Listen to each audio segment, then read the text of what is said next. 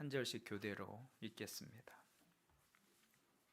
로마서 4장 1절부터 25절 교대로 읽습니다. 그런즉 육신으로 우리 조상인 아브라함이 무엇을 얻었다 하리요? 행위로서 의롭다 하심을 받았으면 자랑할 것이 있으려니와 하나님 앞에서는 없는. 성경이 무엇을 말하느냐? 아브라함이 하나님을 믿음에 그것이 그에게 의로 여겨진 바 되었느니라.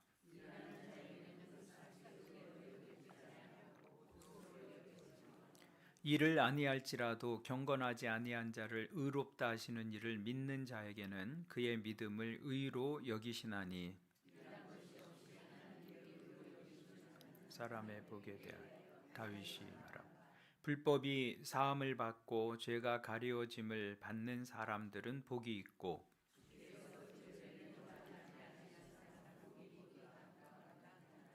그런즉 이 복이 할례자에게냐 혹은 무할례자에게도냐 무릇 우리가 말하기를 아브라함에게는 그 믿음이 의로 여겨졌다 하노라. 그런즉 이것이 어떻게 여겨졌냐? 할례시냐 무할례시냐? 할례시가 아니요 무할례시니라.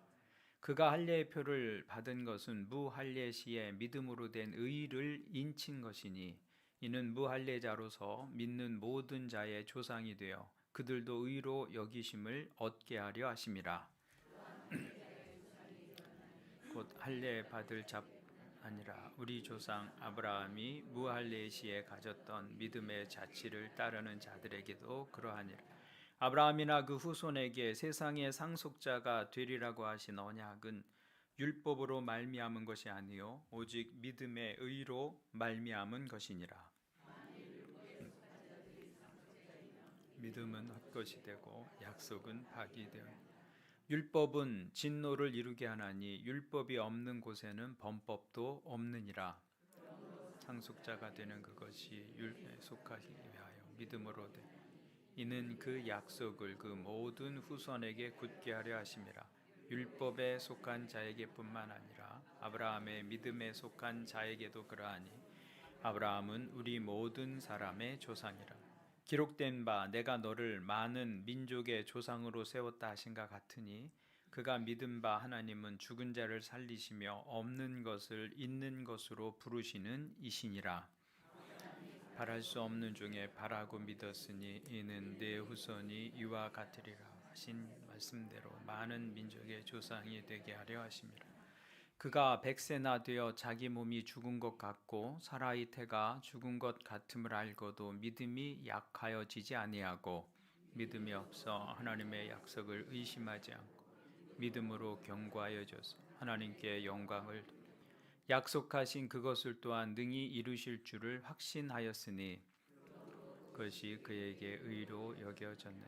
그에게 의로 여겨졌다 기록된 것은 아브라함만 위한 것이 아니요 우리도 위함이 곧 예수 우리 주를 죽은 자 가운데서 살리신 이를 믿는 자니라. 같이 읽겠습니다. 예수는 우리가 범죄한 것 때문에 내줌이 되고 또한 우리를 의롭다 하시기 위하여 살아나셨느니라. 아멘. 오늘 예배 오신 여러분들을 다시 한번 환영합니다. 우리 옆에 분들과 인사하겠습니다. 하늘 복 많이 누리십시오. 네, 감사합니다. 우리 계속해서 로마서 말씀을 생각해 보고 있는데 로마서의 주제는 한 단어로 이신칭의라고 합니다. 이신칭의. 이신, 믿음으로써 칭의, 의롭다함을 얻는다. 그런 뜻입니다. 바울 사도는 로마서 1장부터 3장까지 말씀을 통해서 인간은 모두 죄인이다. 율법을 가지고 있든 가지고 있지 않든 이방인이든 유대인이든 모든 인간은 죄인이다. 우리는 율법이 아니라 믿음으로 구원받는다라는 것을 반복해서 말씀하고 있습니다. 근데 이것은 유대인들의 마음을 아주 불편하게 만드는 이야기입니다. 왜냐하면 유대인들의 자랑은 율법에 있었기 때문입니다. 하나님께서 이스라엘 백성을 특별한 하나님의 백성으로 선택해 주셨어요. 그래서 자신들은 하나님의 선민이다. 하나님이 선택하신 민족이다라는 자부심이 있었어요. 그 자부심과 함께 무엇이 있었던 거예요? 율법에 대한 자부심. 세상 어느 민족도 가지고 있지 아니하는 하나님께서 직접 내려주신 율법을 우리 가지고 있다. 그것이 유대인들의 자랑이었고 자부심이었습니다. 그런데 율법이 아니라 믿음으로 구원을 얻는다고 하면 자기들이 하나님의 선민으로서 가지고 있는 그 율법은 무엇이란 말인가? 이런 생각을 하는 것이죠. 믿음으로 의롭게 된다면 율법이 없는 이방인들이나 자기들이나 아무런 차이가 없게 되는 거예요. 그래서 믿음으로 구원을 얻는다는 말씀이 유대인들에게는 아주 불편한 진실이었습니다. 그런데 4장에 들어와서도 바울 사도는 같은 내용의 말씀을 다시 언급하고 있습니다. 특히 바울 사도는 율법의 의로는 우리가 온전해질 수 없다. 그 사실을 율법으로 온전해질 수 있다고 믿는 유대인들에게 무엇을 통해서 증명해 보이느냐 하면 그들이 믿음의 조상이라고 여기고 있는 아브라함, 그리고 유다 왕국의 가장 위대한 왕이었던 다윗 왕조차도 행위가 아닌 믿음으로 의롭게 되었다라는 것을 그 예를 들어서 설명하고 있는 것입니다. 구약의 모든 성도를 대표하는 분은 아브라함입니다. 아브라함. 믿음의 조상이라고 부르죠. 그 아브라함이 과연 믿음으로 구원을 받았을까라는 것이죠. 여기 믿음으로 구원을 받았다라는 말은 예수 그리스도를 믿음으로라는 말입니다. 그런데 이거 참 믿기 어려운 이야기죠. 믿음의 조상 아브라함이 어떻게 오시지도 않은 예수 그리스도를 믿을 수가 있었겠습니까? 아브라함은 예수님 오시기 전 2000년 전 사람입니다. 그런데 아직 오시지도 않은 그분을 어떻게 믿을 수 있으며 그분을 믿음으로 어떻게 구원에 이를 수 있는가? 이건 참 이해하기 어려운 부분입니다. 그런데 성경은 아브라함도 그리스도를 믿음으로 구원을 얻었다고 말씀하고 있습니다. 그래서 1절과 2절에서 아브라함이 행위로 의롭다함을 받지 않았다는 것을 말합니다. 그리고 이어서 그 행위로 의롭다함을 받지 않았다는 것을 할례와 율법의 예를 들어서 설명합니다. 그래서 9절부터 12절은 아브라함도 할례를 통해서 의롭다함을 받지 않았다는 것을 말하고 있고요. 13절부터 17절을 보면 아브라함이 율법을 통해서도 의롭다함을 받은 것이 아니다라는 이야기를 하고 있습니다. 먼저 아브라함이 할례를 통해서 의롭다 하심을 받지 않았다는 것을 생각해 보겠습니다. 할례는 이스라엘 백성이 하나님의 언약의 백성이다라는 표시를 몸에다 지닌 것입니다. 할례는 이스라엘 백성들의 자랑이었고 이스라엘 백성들의 상징이었습니다. 그래서 유대인들은 이방인들을 부를 때 할례 없는 이방인 이렇게 형용사를 써서 이방인들을 말했어요. 할례 없는 이방인들. 이방인과 유대인을 가르는 아주 중요한 기준 가운데 하나가 그 할례에 있었다라는 것이죠. 그런데 바울 사도는 아브라함께서도 그 할례로 의롭다함을 받은 것은 아니다라고 말씀하고 있는 것입니다. 왜냐하면 아브라함이 할례를 받은 것은 99세 때예요. 그런데 하나님께 의롭다함을 받은 것은 86세 때입니다. 시간적으로는 14년의 차이가 있어요. 그러니까 아브라함이 할례로 의롭다함을 받은 것이 아닌 것이 분명한 것이죠. 믿음으로 의롭다 하심을 받았다라는 거예요. 그러므로 할례는 의롭게 되는 조건이 될 수 없습니다. 이미 의롭다고 인정을 받은 사람에게 그것을 확인해 주는 의식에 지나지 않는 것이죠. 그래서 9절부터 10절을 보면 이렇게 말씀하고 있습니다. 그런즉 이 복이 죄사함을 받는 복이에요. 이 복이 할례자에게냐 혹은 무할례자에게도냐 무릇 우리가 말하기를 아브라함에게는 그 믿음이 의로 여겨졌다 하노라. 그런즉 그것이 어떻게 여겨졌느냐 할례시냐 무할례시냐 할례시가 아니요 무할례시니라. 아브라함이 의롭다고 여겨진 것은 할례를 받았을 때가 아니라 무할례시 할례가 없었을 때 그때였다라고 말하고 있는 것이죠. 그렇기 때문에 믿음으로 의롭다함을 받는 것은 할례와는 아무런 관계가 없다는 것을 말씀하고 있는 것입니다. 그러므로 자기 조상 아브라함이 할례를 받아서 의인이 되었다고 믿는 유대인들의 생각은 틀린 것이 되는 것이고, 그렇다면 자기들도 할례를 받았으니 우리는 구원받은 하나님의 백성이다라고 생각하는 것도 당연히 잘못된 것이죠. 갈라디아서 5장 6절은 이 점을 분명하게 말씀하고 있습니다. 그리스도 예수 안에서는 할례나 무할례나 효력이 없으되, 이미 이게 효력이 없다고 말해요. 근데 무엇이 효력이 있다고 말하고 있어요? 사랑으로서 역사하는 믿음뿐이라고 말하고 있어요. 믿음뿐이다. 그리스도 예수 안에서는 할례를 받고 안 받고는 이제는 효력이 없다 그 말이에요. 예수님을 믿는 믿음이 중요하다라고 말하고 있는 것이죠. 구약시대 할례는 우리가 사는 신약시대의 침례에 비유할 수 있습니다. 침례는 죄 용서함을 받은 사람이 자기 믿음의 증거로 침례를 받는 것이죠. 결코 죄 용서함을 받기 위해서 침례를 받는 것이 아닙니다. 침례가 구원을 가져다 주는 것이 아니라 믿음이 구원을 가져다 주는 것이죠. 침례는 자기 믿음의 고백이고 상징인 것이죠. 둘째로 성경은 아브라함이 율법으로 인해서 의롭다 하심을 받은 것도 아니다, 할례로 인한 것도 아니고 율법으로 인한 것도 아니다 라고 말씀합니다. 만약에 아브라함께서 율법에 있는 조항을 잘 지켜서 하나님 앞에 의인으로 인정을 받았다면 당연히 율법 시대에 살았어야 논리가 맞습니다. 그런데 아브라함은 율법 시대의 사람이 아닙니다. 창세기를 보면 아브라함이 살던 시대에는 하나님께서 아직 율법을 주시지 않으셨어요. 율법 어디서 주셨어요? 출애굽기 20장에서 주셨어요. 창세기에는 율법의 율자도 나오지가 않아요. 아브라함이 믿음으로 의롭다함을 얻은 후 400년이나 지난 후에 율법이 주어집니다. 그러니까 아브라함은 율법의 율자도 몰랐던 사람이었죠. 그런데도 성경은 아브라함이 하나님께 의롭다 하심을 얻었다고 말씀하고 있습니다. 그러므로 의롭게 되는 것은 율법과도 상관이 없다는 것을 우리가 알 수 있습니다. 하나님께서 율법을 주신 것은 그것을 잘 지켜서 구원에 이르라고 주신 것이 아니다라는 것이죠. 이것은 출애굽 사건만 보아도 우리가 분명히 알 수 있습니다. 율법으로 구원을 얻는 것이 하나님의 법칙이라면 하나님께서 이스라엘 백성들을 애굽으로부터 구원해 내시기 전에 먼저 무엇을 주셨어야 해요? 율법을 주셨어야죠. 그리고 그 가운데 일정 수준 이상 율법을 지키는 사람들만 애굽에서 구원해 내셨어야죠.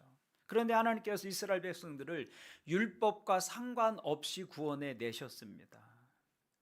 이스라엘 백성들을 애굽에서 구원해 내실 때는 그들에게 율법이 주어지기 전이었단 말이죠. 하나님은 이스라엘 백성들이 애굽으로부터 구원을 얻는데 어떤 율법도 요구하지 않으셨어요. 하나님께서 이스라엘 백성들의 호소를 들으시고 그들을 긍휼히 여기셔서 구원해 내셨다고 말씀하세요. 은혜가 먼저였다는 것이죠.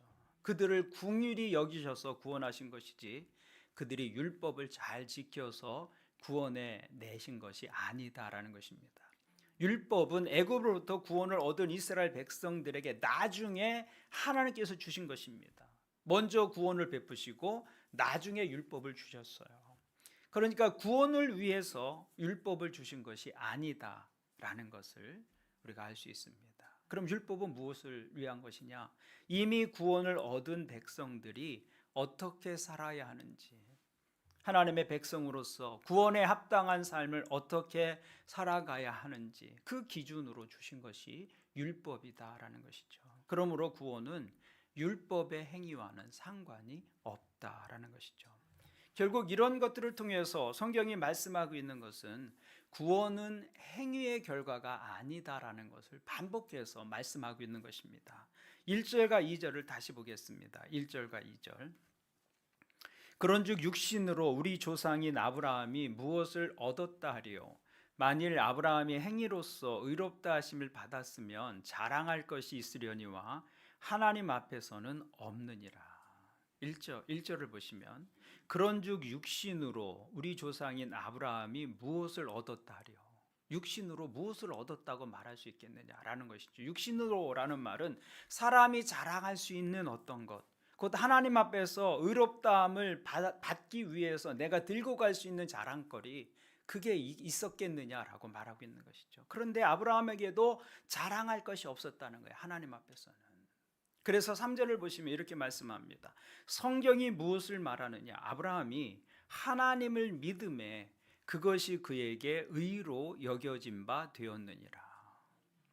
아브라함도 행위가 아니라 믿음으로 의롭다함을 얻었다고 말하고 있는 것이죠. 창세기 15장을 보시면 아브라함의 이야기가 나옵니다. 아브라함이 하나님의 부르심을 받아서 갈대아 우르를 떠나서 가나안 땅으로 온 지 10년 지난 때였습니다. 근데 아직 자기에게 자식이 없습니다. 이제 90을 바라보는데 자식이 생길 기미가 보이지 않습니다. 그의 마음이 암담했을 것입니다. 그런데 어느 날 밤 하나님의 천사가 찾아와서 아브라함을 불러냅니다. 아브라함이 밖에 나가서 하늘을 보니 별들이 하늘에 가득합니다. 이때 하나님께서 아브라함에게 이렇게 말씀하시죠. 창세기 15장 5절을 보시면 그를 이끌고 밖으로 나가 이르시되 하늘을 우러러 뭇별을 셀 수 있나 보라. 또 그에게 이르시되 내 자손이 이와 같으리라. 하나님께서 하늘의 별처럼 헤아릴 수 없이 많은 자손을 내게 줄 것이다 약속해 주셨습니다. 나이 80이 넘도록 자식도 하나 없는 사람에게 내 자손이 하늘의 별처럼 많아지리라. 도저히 믿을 수 없는 이야기였습니다. 그러나 아브라함이 그것을 믿었다는 것이죠. 그래서 창세기 15장 6절을 보시면 이렇게 말씀하고 있습니다. 아브라함이 여호와를 믿으니 여호와께서 이를 그의 의로 여기시고, 믿음을 그의 의로 여기셨다. 우리가 보기엔 도저히 믿을 수 없는 황당무계한 이야기처럼 생각됩니다. 하지만 아브라함은 의심하지 않았습니다. 하나님의 말씀을 전적으로 신뢰했다라는 것이죠. 그래서 하나님은 그 믿음을 아브라함의 의로 받으셨다라는 것입니다. 아브라함이 믿음으로 의롭다함을 받은 이때는 예수님이 탄생하시기 2000년 전의 일입니다. 예수 그리스도가 세상에 오시기 전의 사건인 것이죠. 그렇다면 아브라함은 정말 장차 오실 예수 그리스도를 자신의 구원자로 믿을 수 있었는가라는 것이죠. 창세기에는 예수님의 이름이 한 번도 나오지 않습니다. 그러니까 아무래도 아브라함은 예수 그리스도에 대해서 거의 아는 바가 없었을 것입니다. 알았어도 아주 모호하게 희미하게 알았을 뿐이다라는 것이죠. 그럼에도 불구하고 그는 내 후손 가운데 하나님께서 약속하신 메시아가 올 것이다 라는 사실을 받아들였고, 아직 나시지도 않은 예수 그리스도를 미리 내다보는 믿음이 있었다.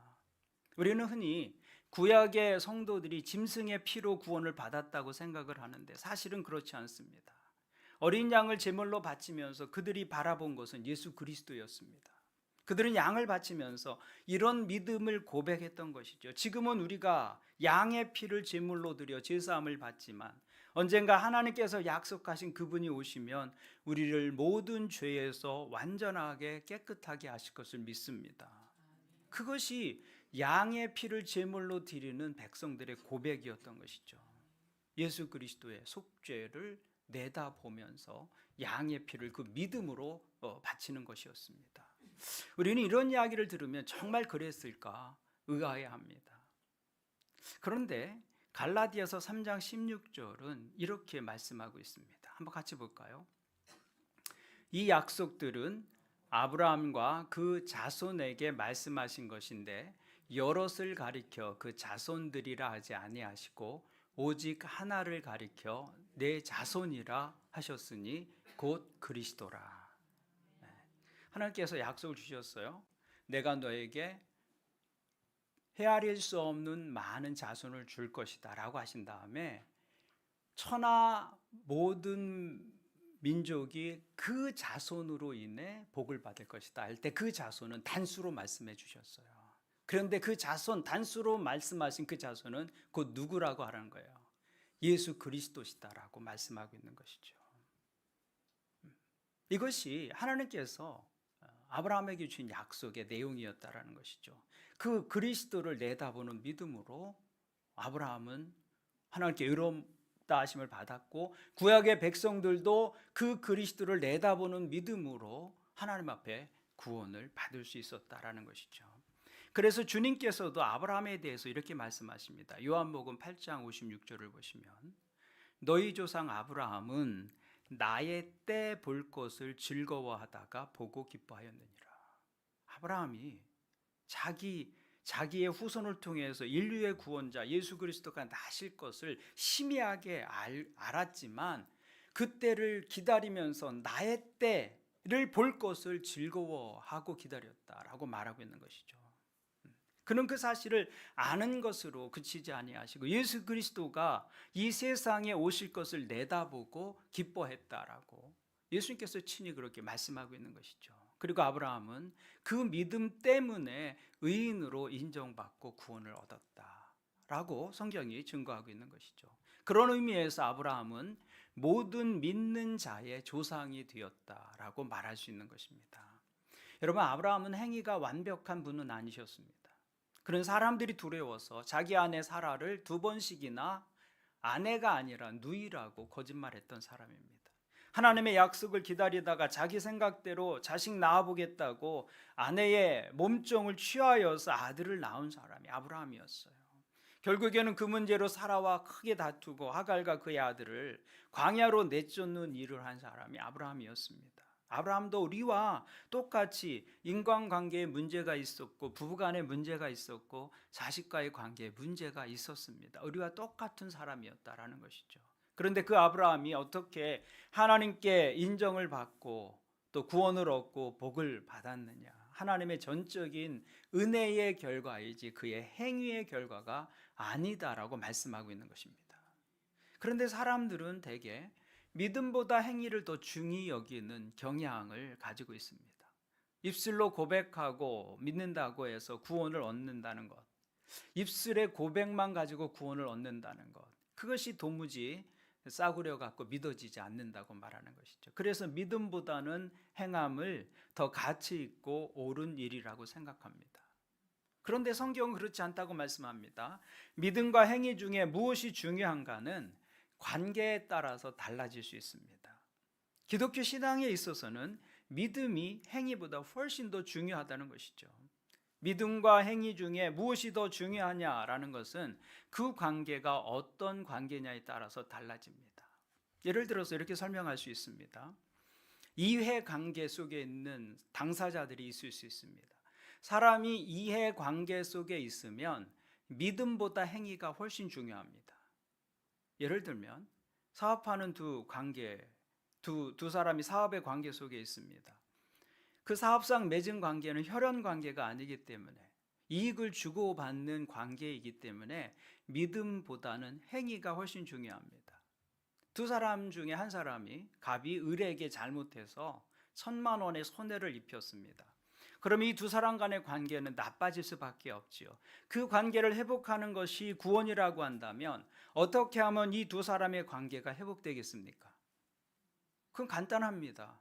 손해본 거 갚아주면 됩니다. 갑이 을을 찾아가서 손해를 끼친 사람이 손해를 받은 사람을 찾아가서 진심으로 잘못했다고 용서를 구하고 자신의 잘못을 인정했습니다. 그것은 잘한 일이죠. 그런데 이 사람이 돈 줄 생각은 안 하고 말만 하는 거예요. 미안하다고, 잘못했다고, 용서해달라고, 내가 정말 잘못했다고. 그러면 듣다 을이 갑에게 무엇이라고 말하겠습니까? 이제 말은 그만해도 돼. 말은 그만해도 돼. 이제 말은 충분하니까 빚을 갚아줘. 이자는 안 받을 테니까 원금이라도 제발 돌려줘. 잘못한 줄 알았으면 빚을 갚아야지. 말로만 잘못한다고 말하는 게 무슨 소용이 있나? 이렇게 하지 않겠습니까? 그러니까 사업상의 관계에서는 믿음도 중요하지만 뭐가 더 중요한 거예요? 행위가 중요합니다. 말을 백날해도 소용이 없어요. 빚은 갚아줘야 하고 손해는 물어주어야 하는 게 중요합니다. 이자는 몰라도 적어도 원금은 갚아야 최소한의 관계가 회복되는 것이죠. 이익의 관계에서는 행위가 중요합니다. 행위. 말을 아무리 해도 소용이 없어요. 그런데 그 관계가 사업상의 관계가 아니고 부자지간이라고 한번 생각해 보십시오. 그러면 믿음과 행위 가운데 무엇이 더 중요할까요? 이 관계에서는 행위보다 믿음이 먼저입니다. 아들이 아버지 자산에 손해를 끼쳤습니다. 1,000만 원의 손해를 똑같이 끼쳤어요. 그 과정에서 마음도 상했습니다. 그래서 두 부자 간의 관계가 좀 소원해졌습니다. 그런데 아들은 1,000만 원 손해 끼친 것만 생각합니다. 그래서 마음에 다짐합니다. 갚아드리면 되지. 그 돈 1,000만 원 내가 꼭 갖고 만다. 이를 악물고 돈을 모았습니다. 드디어 돈을 모아갖고 아버지에게 1,000만 원을 드리고 이자로도 100만 원을 드렸어요. 자, 이건 원금이고 이건 이자입니다. 아버지 빚 다 갚았습니다. 그러니 이제 저는 잘못 없습니다. 그렇게 한다면 아들이 책임을 다한 것입니까? 그 관계에서는 그게 전부가 될 수는 없는 것이죠. 아버지에게는 그 돈이 중요한 것이 아닙니다. 아버지가 원하는 것은 돈보다 마음입니다. 아버지 제가 잘못했습니다. 용서해 주십시오 하는 반성하는 마음이 훨씬 더 중요한 것이죠. 아버지는 돈 1,000만 원보다 아들의 마음과 태도가 훨씬 더 중요한 것입니다. 진심으로 용서를 구하는 마음과 태도가 있으면 다 된 거예요. 그 관계에서는 그게 전부입니다. 그것은 잃어버린 1,000만 원과 비교할 수 없는 것이 되는 것이죠. 진정한 마음과 용서를 구하는 태도 없이 돈만 갚으려고 하는 것은 아버지를 돈만 아는 사람으로 대하는 것이죠. 그런 행동은 아버지를 더 비참하게 만드는 것입니다. 이놈이 나를 뭘로 보고 이렇게 하는 것이죠. 아버지의 마음을 더 아프게 하는 것이죠. 부모는 몇 번이든 자식이 진심으로 용서를 구하는 것을 귀히 여기고 뉘우치고 돌아오면 도리어 고마운 마음이 들어요. 여러분 그렇지 않습니까? 아이를 키우면서 경험하셨겠지만 자식이 어떤 잘못에 대해서 진심으로 잘못을 뉘우치고 용서를 구하면 그게 그렇게 고마울 수가 없어요. 아이가 이 관계를 소중히 여기는구나. 이 관계를 소중히 여기는구나. 그것을 확인하는 순간 이미 다 용서하고 마는 것이죠. 자식이 죄를 지었어도 부모는 그 자식이 잘못을 뉘우치고 돌아오면 몇 번이든 고마운 생각이 드는 것입니다. 그것이 부모와 자식의 관계인 것이죠. 그런데 바로 그것이 하나님과 우리의 관계라는 것입니다. 하나님과 우리의 관계는 서로 이익을 따지는 남남이 아닙니다. 믿음으로 연결된 아버지와 자녀의 관계다라는 것이죠. 그러면 하나님 앞에서는 우리의 마음이 중요하겠습니까? 행위가 중요하겠습니까? 하나님 앞에서는 행위보다 마음이 먼저인 것이죠. 그 마음이 있고 그 다음에 행위가 오는 것입니다. 행위만 있고 마음이 없다면 그 행위는 아무런 소용이 없는 것이 됩니다. 그래서 행위로 구원받을 수 없다고 말하는 거예요. 할례로도 안 되고 율법으로도 안 되는 것입니다. 오직 하나님께서 베푸시는 은혜와 긍휼, 그것을 신뢰하고 감사하는 마음을 통해서 하나님의 구원이 가능해지는 것입니다. 우리가 하나님 앞에 의인이 되는 길은 오직 예수 그리스도, 하나님께서 우리를 위해서 내어주신 그 예수 그리스도의 은혜를 받아들이는 거예요. 다른 길이 없습니다. 자기의 선한 행위를 들고 하나님께 나아갈 수 없는 것이죠. 하나님 앞에서는 내가 무슨 공로를 세웠다고 자랑할 수 없습니다. 하나님 앞에서는 우리의 행위가 아무 의미가 없어요. 우리 행위는 구원 얻은 이후에 하나님의 자녀라는 새로운 신분으로 살아가기 위해서 필요한 것이에요. 구원을 위해서 필요한 것이 아니라. 우리는 구약의 성도들보다 예수님을 믿기 쉬운 시대를 살고 있습니다. 구약의 성도들은 오실 예수님을 내다보며 믿었어요. 우리는 오신 예수님, 그분을 돌아보며 믿잖아요.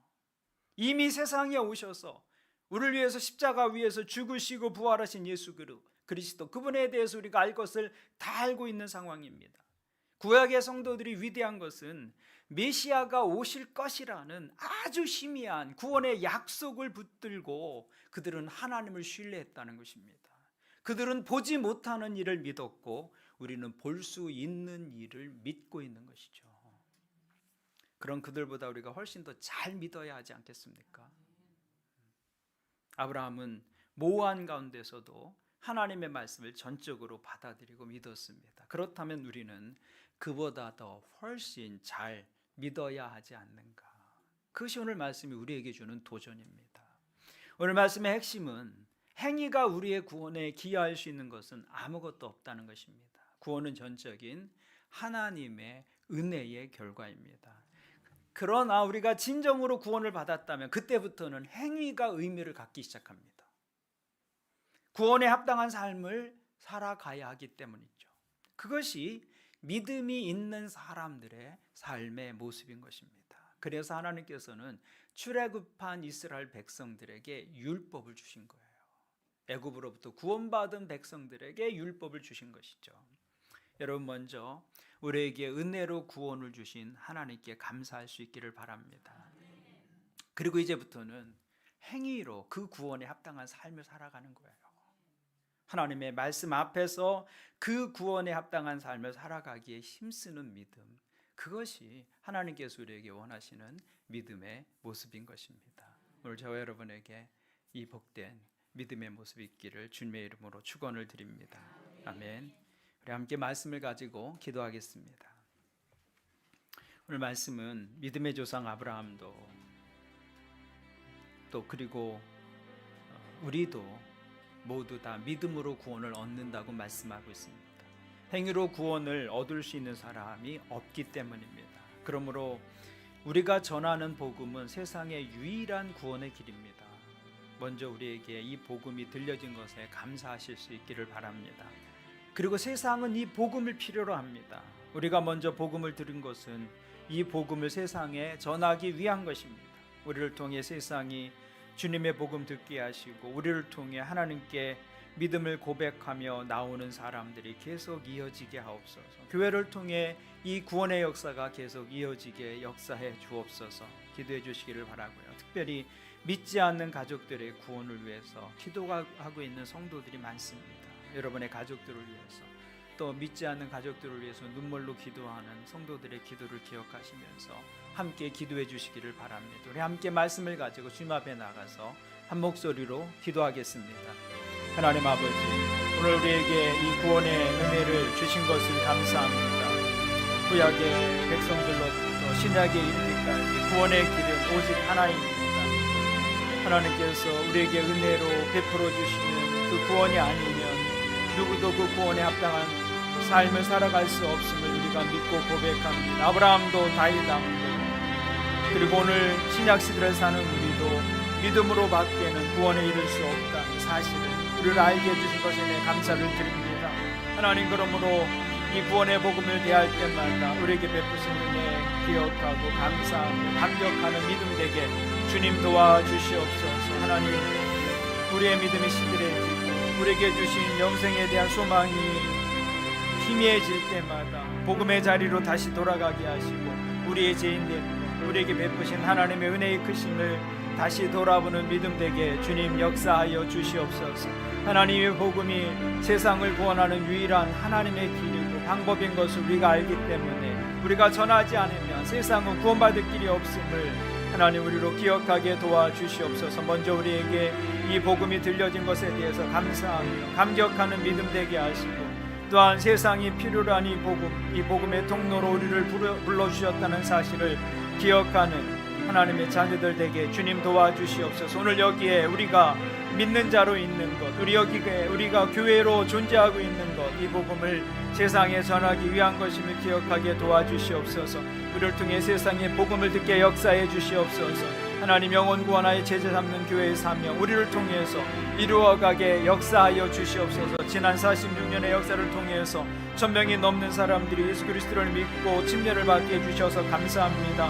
하나님 아버지, 이 일이 주님 오시는 그날까지 교회를 통해서 계속 진행되어져야 할 하나님의 일인 것을 압니다. 하나님의 이 일에 우리 모두가 한마음이 되게 하시고 헌신하게 하시고 하나님 구원의 복음, 영혼 구원의 이 기회를 놓치지 않는 하나님의 교회 또 성도들 될 수 있도록 주여 역사해 주시옵소서.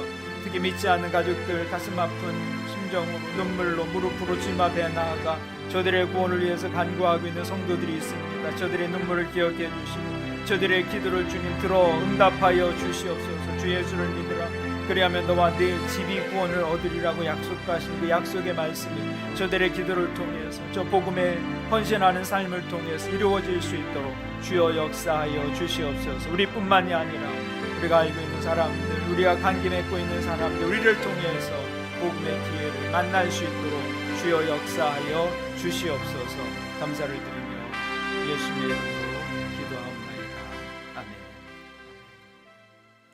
하나님 아버지, 우리에게 구원의 은혜를 주신 것을 감사합니다. 우리 행위로는 모두 죄인이라 판단받을 수밖에 없고 심판에 이를 수밖에 없는 존재들이지만 하나님께서 베푸시는 은혜와 자비가 우리의 죄보다 크고 우리가 받아야 할 심판보다 하나님의 긍휼이 크기 때문에 우리로 하여금 그 구원의 은총을 누리게 하신 것을 인해 감사를 드립니다. 하나님, 이 은혜를 잊지 않는 믿음 되게 하여 주시옵소서. 그 은혜에 대한 감사가 하나님의 말씀에 대한 순종으로 이어지게 하시고 하나님 말씀에 순종함으로 구원에 합당한 삶 살아가게 역사하여 주시옵소서. 특별히 하나님의 구원의 은혜가 우리를 통해서 잃어버린 세상을 향해 흘러가게 역사해 주옵소서. 그것이 먼저 복음에 부름받은 사람들의 사명이고 이 땅에 존재하는 이유인 것을 기억하게 하시고 이 땅의 교회들, 이 땅의 성도들이 그 사명을 온전히 감당하는 구원의 통로가 되게 하여 주옵소서. 특별히 우리 가운데 사랑하는 가족들의 구원을 위해 눈물로 기도하는 지체들이 있습니다. 주님, 저들의 기도를 들어 주옵소서. 구원이 저들의 가정과 그 관계 속에 임하게 하여 주옵소서. 이 땅에서의 가족의 관계가 영원 속으로 이어지는 영생의 관계가 될 수 있도록 저들을 통해 역사하여 주시옵소서. 구원의 은혜에 감사를 드리며 예수님의 이름으로 기도합니다. 아멘.